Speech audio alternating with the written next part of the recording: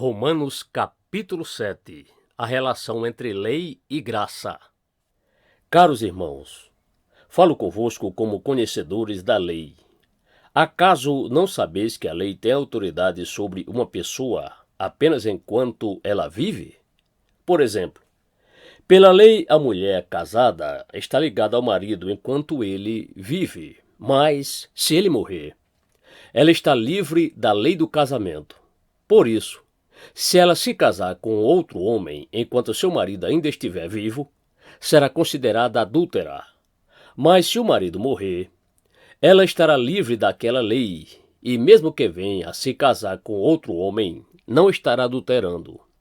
Assim também vós, meus irmãos, morrestes quanto à lei mediante o corpo de Cristo, para pertencerdes a outro, aquele que ressuscitou dentre os mortos, a fim de que frutifiquemos para Deus.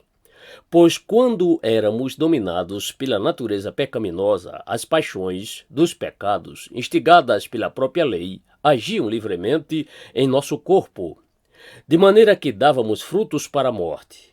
Mas agora fomos libertos da lei, havendo morrido para aquilo que nos aprisionava, para servirmos de acordo com a nova ministração do Espírito, e não conforme a velha forma da lei escrita. A lei condena, Jesus liberta. Portanto, que concluiremos? A lei é pecado? De forma alguma. De fato, eu não teria como saber o que é pecado, a não ser por intermédio da lei.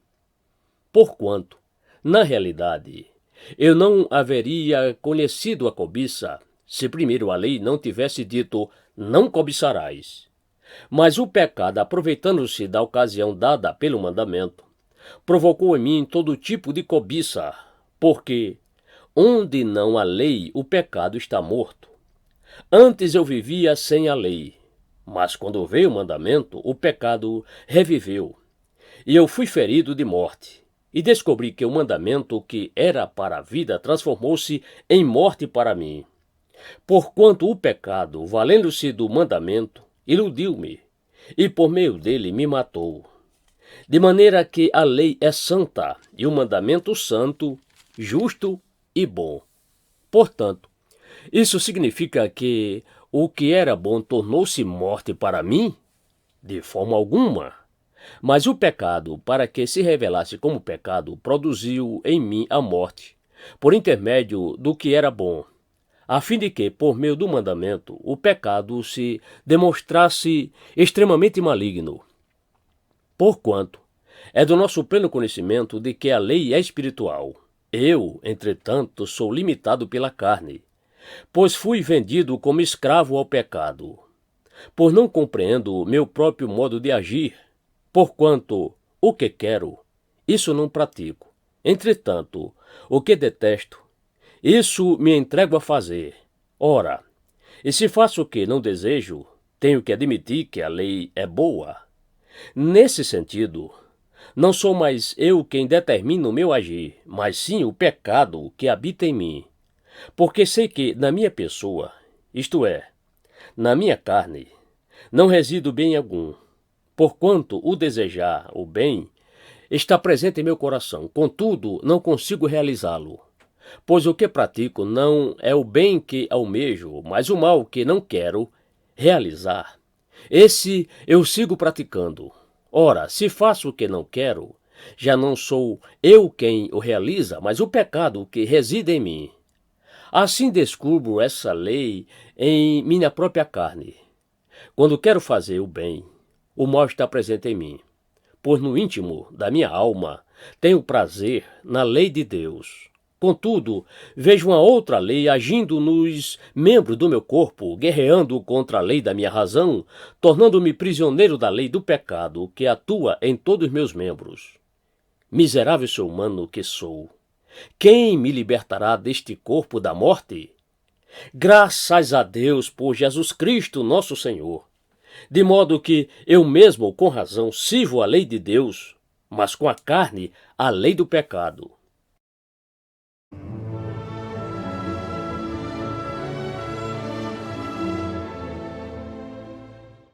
Romanos capítulo 8. O Espírito guia os filhos de Deus.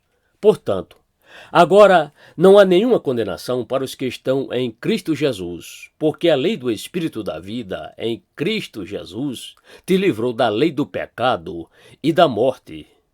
Porquanto aquilo que a lei fora incapaz de realizar, por estar enfraquecida pela natureza pecaminosa, Deus o fez, enviando seu próprio Filho, à semelhança do seu humano pecador, como oferta pelo pecado. E assim condenou o pecado na carne, para que a justa exigência da lei se cumprisse em nós, que não andamos segundo a natureza carnal, mas segundo o Espírito. Os que vivem segundo a carne têm a mente voltada para as vontades da natureza carnal. Entretanto, os que vivem de acordo com o Espírito têm a mente orientada para satisfazer o que o Espírito deseja. A mentalidade da carne é morta, mas a mentalidade do Espírito é vida e paz. Porque a mentalidade da carne é inimiga de Deus, pois não se submete à lei de Deus, nem consegue fazê-lo. Os que vivem na carne não podem agradar a Deus. Vós, contudo, não estáis debaixo do domínio da carne, mas do Espírito, se é que, de fato, o Espírito de Deus habita em vós. Todavia, se alguém não tem o Espírito de Cristo, não pertence a Cristo. Porém, se Cristo está em vós, o corpo está morto por causa do pecado, mas o Espírito vive por causa da justiça. E se o Espírito daquele que ressuscitou dos mortos a Jesus habita em vós, aquele que ressuscitou dos mortos a Cristo Jesus, igualmente vos dará vida a seus corpos mortais, por intermédio do seu Espírito que habita em vós. Portanto, irmãos, estamos em dívida, não para com a natureza carnal, para andarmos submissos a ela. Porque se viverdes de acordo com a carne, certamente morrereis. No entanto, se pelo Espírito fizerdes morrer os atos do corpo, vivereis. Porquanto todos os que são guiados pelo Espírito de Deus são filhos de Deus.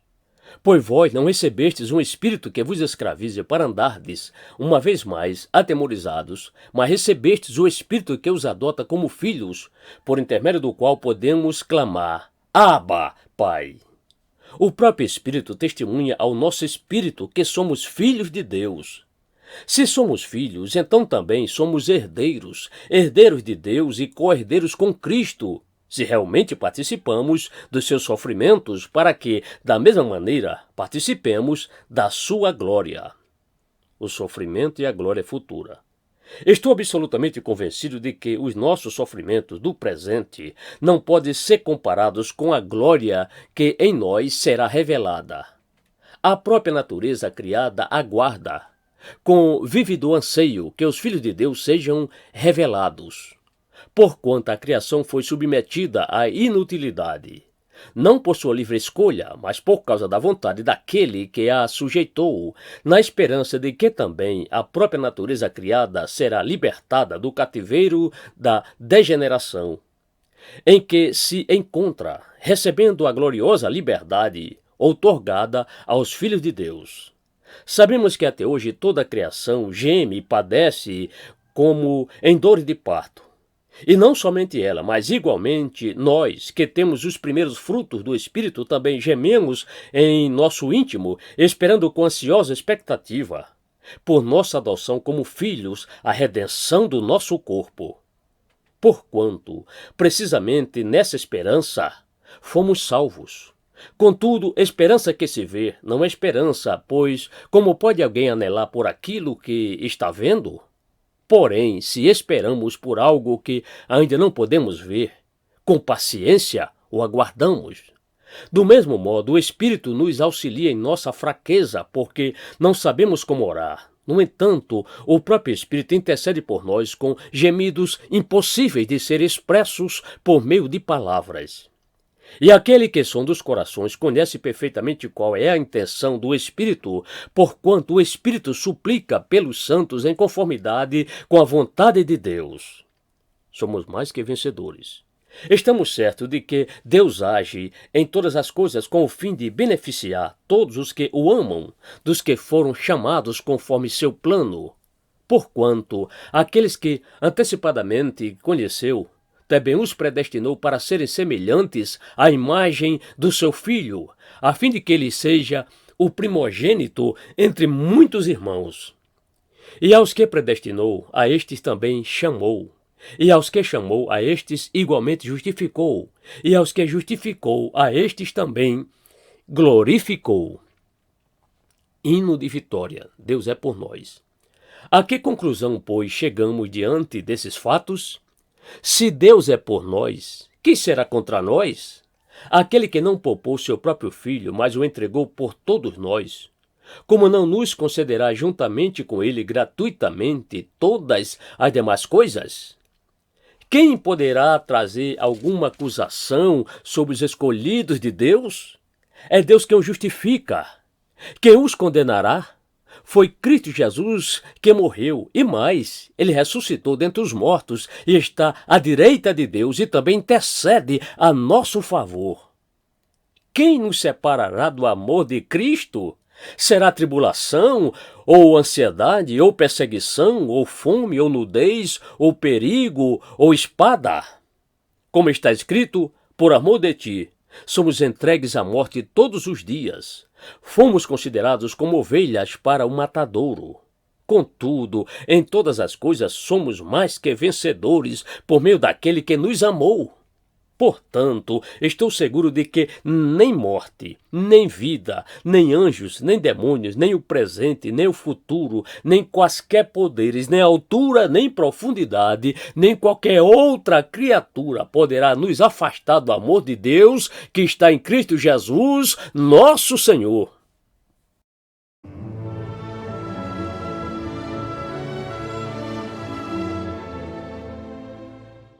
Romanos capítulo 9. O lamento de Paulo por Israel. Digo a verdade em Cristo, não falo inverdades. Minha consciência o confirma no Espírito Santo, que tenho grande tristeza e incessante dor no meu coração. Porquanto eu mesmo desejaria ser amaldiçoado e separado de Cristo por amor de meus irmãos, que são meus parentes segundo a carne, os quais são israelitas, de quem são a adoção, a glória, as alianças, a promulgação da lei, o culto e as promessas, de quem são os patriarcas, e a partir deles é traçada a linhagem humana de Cristo, que é Deus acima de tudo e de todos. Seja ele louvado para sempre. Amém. Deus cumpre suas promessas. Não imaginemos que a palavra de Deus possa ter falhado, porquanto nem todos os descendentes de Israel são israelitas fiéis. Nem por serem descendência de Abraão se tornaram todos filhos de Abraão. Ao contrário, por intermédio de Isaque, a tua descendência será considerada. Em outras palavras, não são os filhos naturais que são filhos de Deus, mas os filhos da promessa é que são considerados como descendentes de Abraão. Pois foi assim que a promessa foi declarada. No tempo certo virei novamente, e Sara dará à luz um filho. Esse não foi o único evento. Também os filhos de Rebeca tiveram o mesmo progenitor, nosso pai Isaque. Contudo, antes mesmo que os gêmeos nascessem ou realizassem qualquer obra, boa ou má, para que o plano de Deus, segundo a eleição, permanecesse inalterado, não por causa das obras, mas sim por aquele que chama, foi-lhe dito: o mais velho servirá ao mais novo. Como está escrito: amei a Jacó, mas rejeitei a Esaú. Que conclusão podemos tirar? Acaso Deus não é justo? De modo algum, porquanto ele declara a Moisés: terei misericórdia de quem eu quiser, tem misericórdia. E terei compaixão de quem eu desejar, tem compaixão. Assim, claro está que isso não depende da vontade, tampouco do esforço do ser humano, mas da maneira como Deus focaliza sua misericórdia. Pois diz a Escritura ao Faraó: eu levantei exatamente com esse propósito, revelar em ti o meu poder, e para que o meu nome seja proclamado por toda a terra. Portanto, ele tem misericórdia de quem deseja e endurece o coração de quem quer. A absoluta soberania de Deus. Certamente me perguntarás: por que Deus ainda nos culpa? Pois quem pode se opor à sua vontade? Todavia, quem és tu, ó homem, para questionares a Deus? Acaso aquilo que é criado pode interpelar seu Criador, dizendo, por que me fizeste assim? Ou o oleiro não tem todo o direito de produzir do mesmo barro um vaso para fins nobres e outro para usos menos honrosos? Mas o que tens a dizer se Deus suportou com muita longanimidade os vasos da ira preparados para destruição, porque desejava manifestar sua ira e tornar conhecido o seu poder, a fim de que fossem conhecidas as riquezas da sua glória para com os vasos de sua misericórdia, que preparou com grande antecedência para a glória, quero dizer, a nós próprios, a quem convocou, não apenas dentre os judeus, mas igualmente dentre todos os gentios? Como diz ele também em Oséias, chamarei meu povo a quem não é meu povo, e chamarei minha amada a quem não é minha amada. E mais, acontecerá que, no mesmo lugar em que lhes foi declarado, vós não sois meu povo, aí serão chamados filhos do Deus vivo. Também Isaías proclama em relação a Israel, ainda que o número dos israelitas seja como a areia do mar, apenas o remanescente é que será salvo. Porquanto o Senhor executará sobre a terra a sua sentença rápida e de uma vez por todas. E como dissera Isaías anteriormente, se o Senhor dos Exércitos não nos tivesse deixado descendentes, já estaríamos como Sodoma e Gomorra. Israel tropeçou na fé. A que conclusão chegamos? Os gentios que não procuravam a justiça, a receberam, uma justiça que vem pela fé. Entretanto, Israel, que buscava uma lei que trouxesse justiça, não a alcançou. E por que não?